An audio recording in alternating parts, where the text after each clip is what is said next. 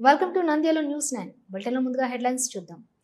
భైరెడ్డి సిద్ధార్థ రెడ్డి వ్యాఖ్యలు హాస్యాస్పదంగా ఉన్నాయి. మంత్రి నారా లోకేష్ ను విమర్శించే స్థాయి సిద్ధార్థ రెడ్డికి లేదు. టీడీపీ యువ నాయకుడు భూమా జగత్ విఖ్యాత్ రెడ్డి.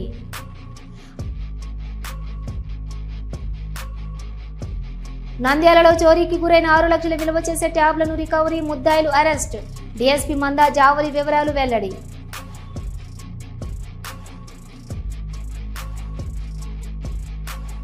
ఇంజనీర్స్ డే సందర్భంగా association of secretariat engineers ASC Nandyal జిల్లా విభాగం ఆధ్వర్యంలో మెగా రక్తదాన శిబిరం.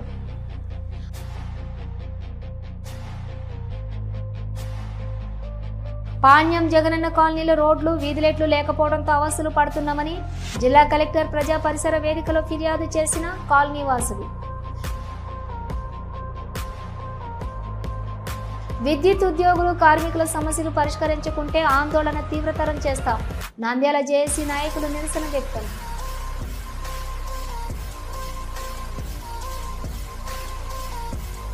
నంద్యాల మెడికల్ కాలేజీని సందర్శించిన మాజీ MLA Shilpa Ravi. Medical college నిర్మించిన 2 సంవత్సరాలు కేక్ కట్ చేసిన వైసీపీ నాయకులు.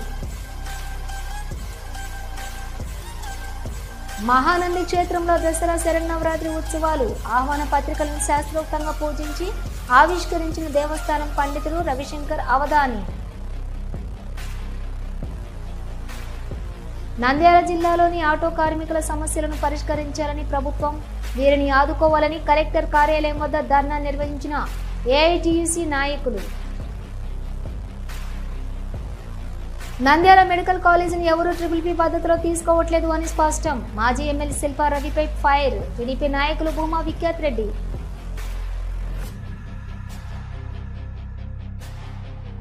ప్రజా సమస్యల పరిష్కార వేదిక ద్వారా వచ్చిన ఆర్జీలను అధికారులు నాణ్యతతో పరిష్కరించి బాధితులకు న్యాయం చేయాలి. జిల్లా అధికారి రాము నాయక్.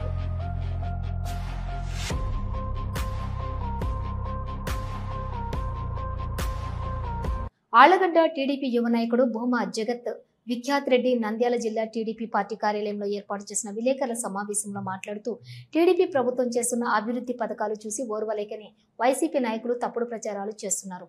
ఈ రోజు సూపర్ 6 సూపర్ హిట్ అయిందని ప్రజలందరికీ తెలుసు అని భూమా జగత్ విఖ్యాత్ రెడ్డి అన్నారు.